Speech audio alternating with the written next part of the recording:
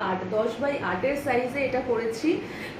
এবার এটা আমার কাছে অ্যাভেলেবেল আছে। কালকে আমার ডিটিটিসির শিপিং বেরোবে।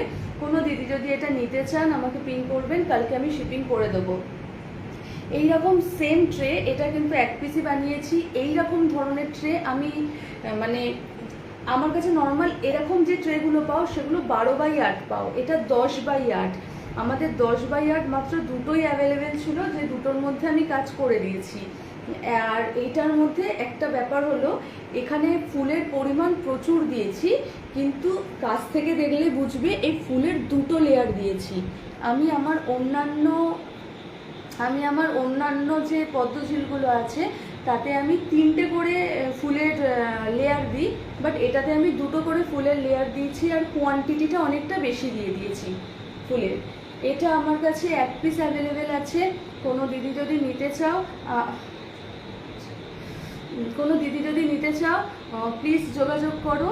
আজকে তুমি যদি বুকিং করে নাও, আমি কাল সকাল 11টা সাড়ে 11টা নাগাদ শিপিং বেরোবে, আমি তখন তোমাদেরকে জিনিসটা শিপিং করে দেবো।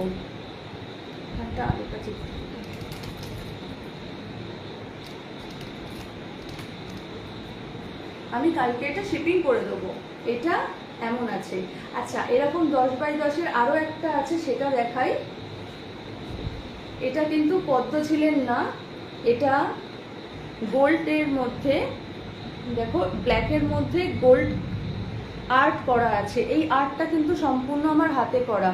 এগুলো তোমরা এখানটায় যদি তোমরা চা দাও বা কিছু অন্য কিছু খাবার রাখো, ইজিলি রাখতে পারবে।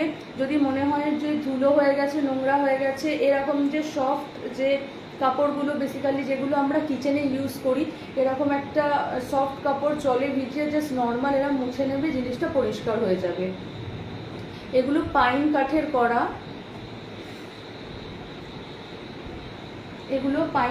করা, আছে। এগুলো ডেইলি ইউজে তোমরা ব্যবহার করতে পারবে, জিনিস খুবই ভালো থাকবে, জিনিসে কোনো ধরনের সমস্যার সৃষ্টি হবে না। যদি কেউ এটা পলিশ করতে চাও, আমাদের এশিয়ান পেন্টসেরই পলিশ করা হয়, পুরোটা পলিশ জিনিসটা হয়ে যাবে।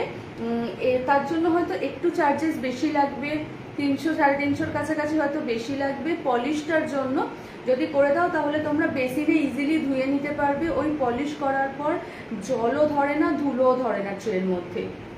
বাট এগুলোর র কাট আছে, তোমরা চাইলে এটাও ইউজ করতে পারো, কোনো অসুবিধা নেই। যদি দেখো যে খাবার পড়েছে বা চা পড়ে গেছে, নর্মাল একটা ভিজে কাপড় দিয়ে বা কিছু দিয়ে এটাকে মুছে নেবে, পরিষ্কার হয়ে যাবে। এটা আমার কাছে একটাই পিস আছে।